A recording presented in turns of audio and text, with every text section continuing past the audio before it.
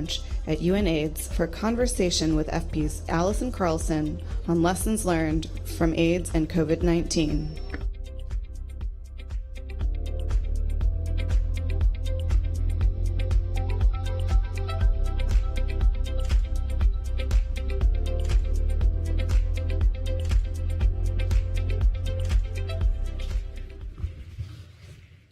Thank you so much, and I'm thrilled for this conversation for a few reasons. I really appreciate, you said you just ran a marathon to get here, so I appreciate that. My kind of marathon. I ran 20 blocks. That qualifies for me. Indeed, indeed. So it definitely deserves a round of applause, so thank you, and hopefully you've had a moment to catch your breath. And what I'm also excited about is to follow that conversation. And there were so many references to the lessons learned from HIV and AIDS and the progress that has been made over the years and how that can be applied to complex health needs now and also a more holistic, people-centered approach. And so I'm wondering, with UNAIDS and from your experience, how did you hear that and how are you reflecting on that? I know the organization just released the report Urgency of Now, right, which is recognizing the progress that has been made, the importance of it, but also recognizing there's still a ways to go. And so I'm curious about some of your thoughts about the lessons that can be applied to this more holistic, people-centered approach, but also what needs to be focused on now to have that catalytic impact and also to close that gap that still remains. Yeah, sorry, I didn't follow the whole conversation before. I caught the last bit of it while I was catching my breath. I think there's a lot of lessons that we can learn from the AIDS response. First of all, I think we know that whatever we are facing now when it comes to pandemics or to other health crises, often health is more than a medical problem. So what we need is a whole of society approach. We need everybody, we need all of government to respond to a health crisis. And I think in HIV we have shown how successful that is. And importantly, that includes communities. And our last report before the report on that's called AIDS at the Crossroads, our World AIDS Day report was called Putting Communities First. Sounds simple, but we know that's not happening in many, many health responses. And we have a real lesson that we can show from HIV why that is important and why putting communities and the protection of human rights, in our case with HIV, at the center of what we do. And when we say human rights, we mean the rights of everybody, including gender equality. We have heard lots and lots of data this week at the sidelines of UNGA about how far we are not doing that. And, you know, for HIV, that remains one of our issues. You know, 4,000 girls get infected with HIV every week, over 3,000 of those in Africa. And the center of that is because we haven't reached gender equality yet. So I think communities first, protecting human rights, but then also building systems that we have built over responding to HIV for a very long time that we are able to leverage for responding to other diseases and to other pandemics. I think you make a very important point and could not agree more about gender equality and how that transcends and is related to all of these issues. And so when you think about those barriers that still exist and what needs to be eliminated in order to close that gap as it relates to sexual reproductive health and rights around the world, how are you thinking about that now in the context of the world that we're living? Also, when that, you know, the UN Secretary General has said we're sliding backwards as it relates to gender equality.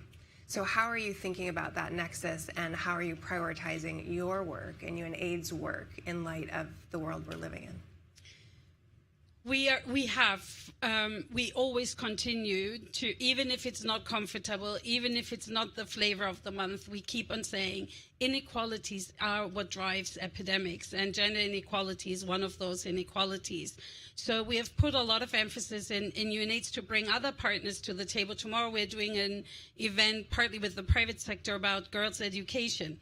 Not something you immediately think of when you talk about HIV prevention, but we can show, we have the data now to show if you keep girls in secondary education, you reduce you can reduce their rate of HIV infection by almost 50% in some countries. So really thinking about what does it take to address these structural drivers of ill health is what we're putting at the center. In gender equality and gender-based violence, we know that women who are experiencing violence are much more likely to get infected with HIV. Bodily autonomy, women who can't decide about when and how and with whom to have sex, is at the center of this. So for us, that is a big part. And then obviously gender equality is a bigger part of why we have to promote human rights. We know a lot of people who continue to be infected with HIV are often in the margins of society, are the ones who have the least ability to decide how to live their lives and who to be married to and when to engage in sex, and that will continue to be our focus. Yeah, and you mentioned education as a priority and connecting those dots. I feel like I'm not saying anything that I was supposed to say, so I can put it down there. I want to connect those dots really quickly and then provide an opportunity to say what you wanted to say. Is just focusing on those interventions that are having the greatest impact and where that return on that investment is both direct and also cascading. And so as it relates to HIV/AIDS, but also the work that you've done, what are those investments and what are those programs that are going to have that return and be able to mitigate some of those risks? And where are you focusing that attention? So I think we have the tools. We have all the tools to end HIV as a public health threat by 2030. We even have the countries who are showing us. We have 5 countries who have already achieved their targets for 2025. So we know what to do. What we do need is the right fiscal space to make that happen. To create the enabling environment for people to use the new medicines, to use the new tools that are on the market. We are now all very excited about some new prevention technologies, injectable PrEP, for example. But those will only work if we have the right environments, when young people can access services, when the LGBTI community in all parts of the world can access those services, and when governments make this a priority. And I think that for us is our biggest struggle at the moment, to keep on making sure that people understand we're not done yet. We have been super successful. We have 30 million people on treatment. I was here in 2001 at the first special session on HIV/AIDS. We never thought that was going to happen. But we have 10 million people who are not accessing treatment yet.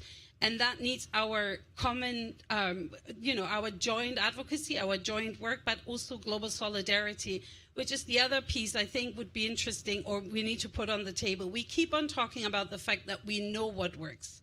We say we have the right tools. We keep on talking to governments. Governments are actually investing in HIV. 60% of HIV programs around the world are paid by domestic resources, by governments themselves.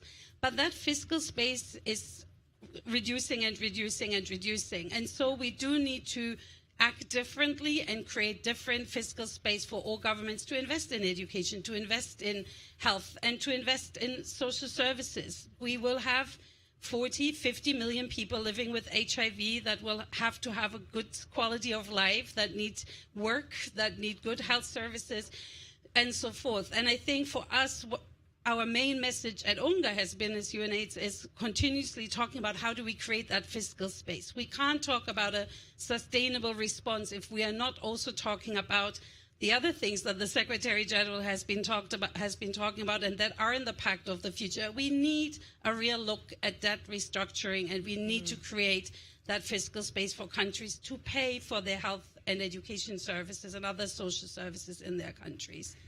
Thank you for that. And would love to build on that a little bit about the debt and restructuring and what needs to happen in this environment to really drive impact. And, we were noting before, I think we can agree a lot in principle about what should be done and that we agree this is important.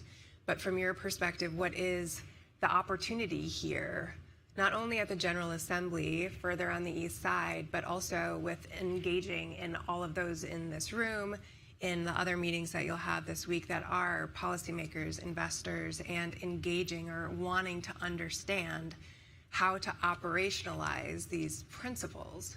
And so in your kind of call to action, what would that be? And what did you hope to communicate when you ran 20 blocks over here? Yeah, I'm really struck by the fact that we have many, many governments in those countries that are most affected by HIV who want to do the right thing, but they really don't have the fiscal space. So we do need to be serious about how we make that space. We just launched 2 reports last Thursday that looked on debt relief, taxation, and creating fiscal space for health or for HIV.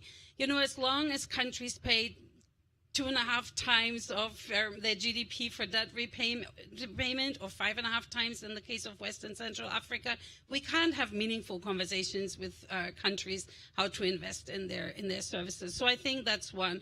I think this Summit of the Future and all of us being in New York is a real chance to talk about a different future and tapping back into that feeling of global solidarity. That's what we come from as the HIV response, right? We have done this before and we know how to do that.